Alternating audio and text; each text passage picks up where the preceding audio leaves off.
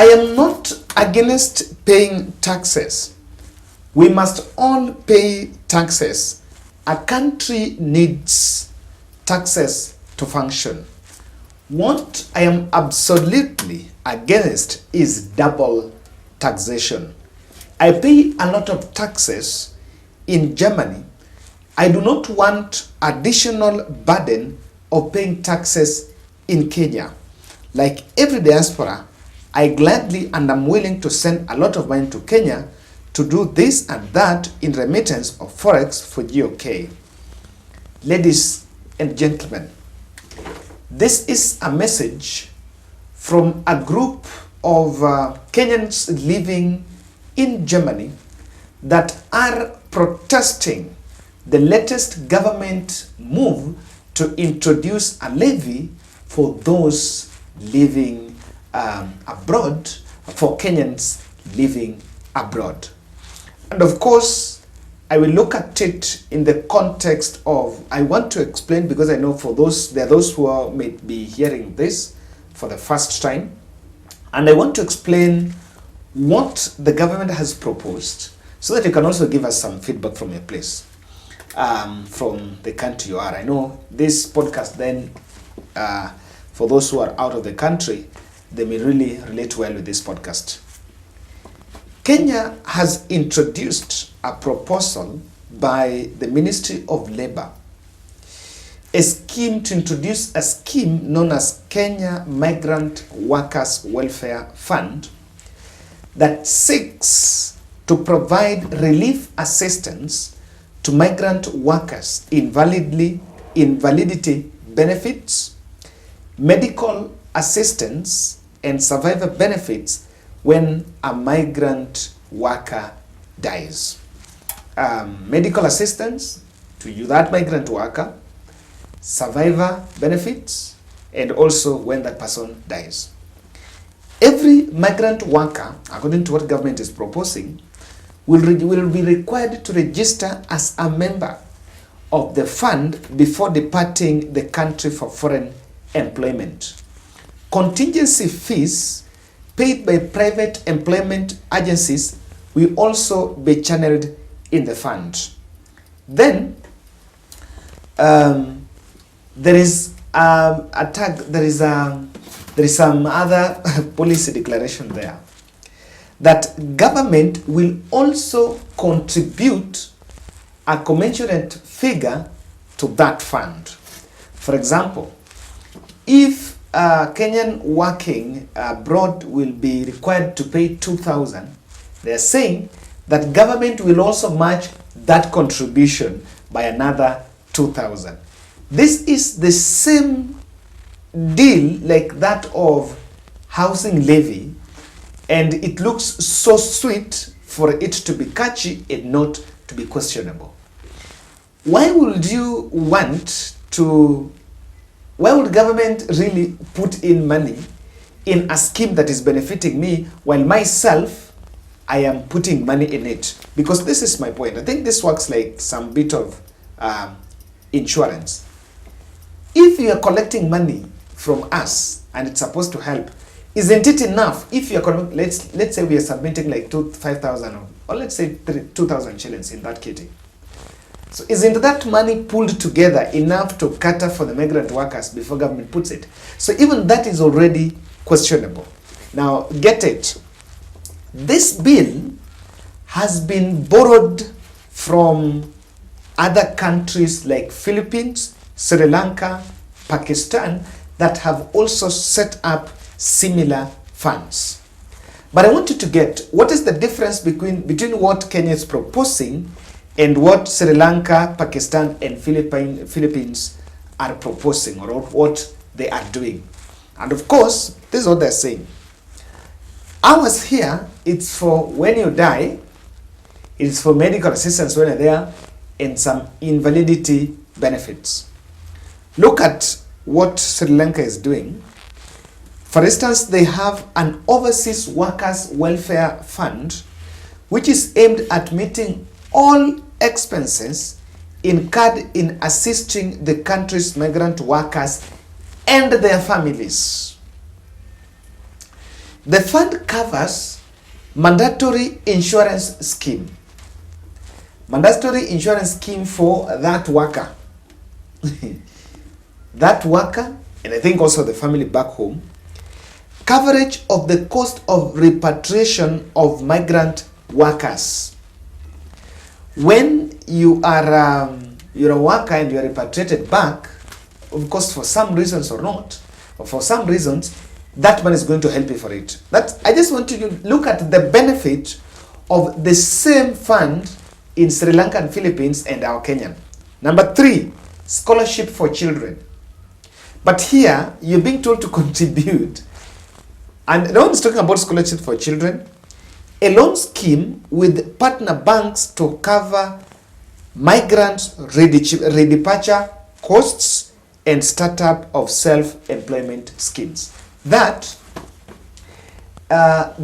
whatever is also happening, that one for Sri Lanka, if you go to Sri Lanka and you want to redeparture, you want to go back to your country, that fund will help you get the ticket, pay the ticket. Now, is that what is being proposed in our kitty? No. In Sri Lanka, they're also saying startup of self-employment schemes. So it means if you are out there, you're already in that country, you've started some job and you find a way, you found an opportunity to start up some business, that fund can help you get a loan to work, to start some business in the other end. Ladies and gentlemen, there is a totally big difference between what we are copying from Philippines and Sri Lanka to what we want to do in Kenya. Of course, it's not a bad idea. It's a very great idea, but the issue here is on its execution. Now, part of it is, part of the proposal here is, the Kenyan Migrant Workers Welfare Fund shall be managed by a board led by a chairman appointed by the president. The Ministry of Labor then says a diaspora remittance survey showed that most Kenyans are leaving for jobs and education reasons, with majority of us or Kenyans in diaspora residing in United States, United Kingdom, the United Arab Emirates, Canada, Australia, and South Africa. Ladies and gentlemen, something is not adding up here. It's a good idea, but as the way it's being implemented, I think the German team are right to protest about it. Can you give me a honest assessment? I know you're watching this podcast. You're somewhere in the US, you're somewhere in the UK, Switzerland, or even Dubai, any country you are in. You can also tell me where you're watching from. I know I have a lot of many diaspora audience. You're even watching you're in Germany. You interact with German residents who are working outside, or let's say you are in Switzerland.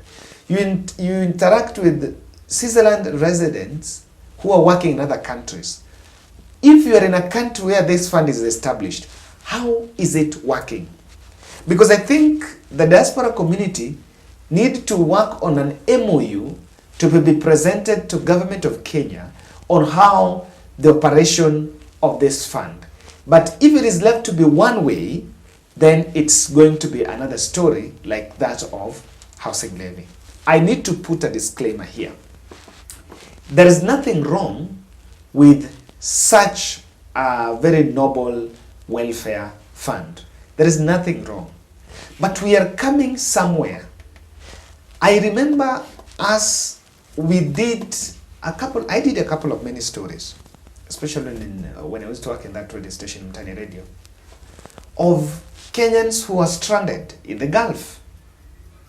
And Kenya, our young girls, and of course I saw that proposal saying that those who are going in Gulf should actually embrace that fund because that fund is going to help them. And again, it is a fund that only helping you when you are in a trouble, some insurance scheme. There have been non-commitment on government side to help Kenyan girls that are going through a lot of problems in the Middle East. Truth be told.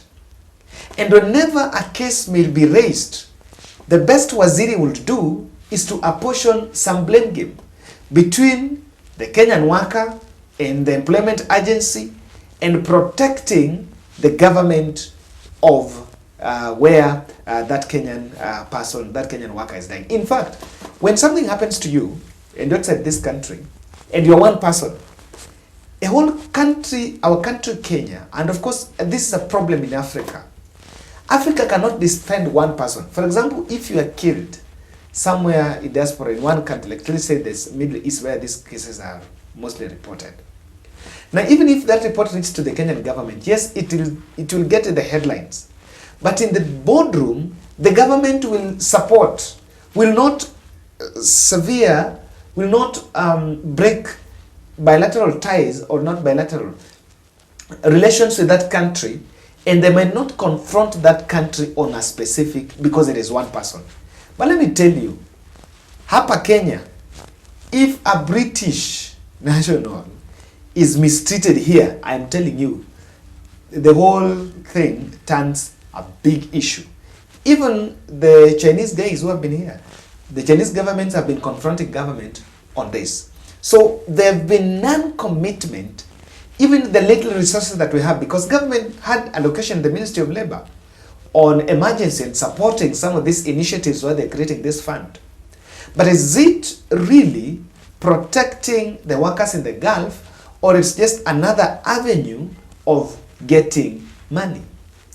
During the signing performance contracts, ministers were asked some of the deliverables, and one of the deliverables is how much money can your ministry bring in government. I'm afraid this is one of those proposals that are being brought up just for collecting money.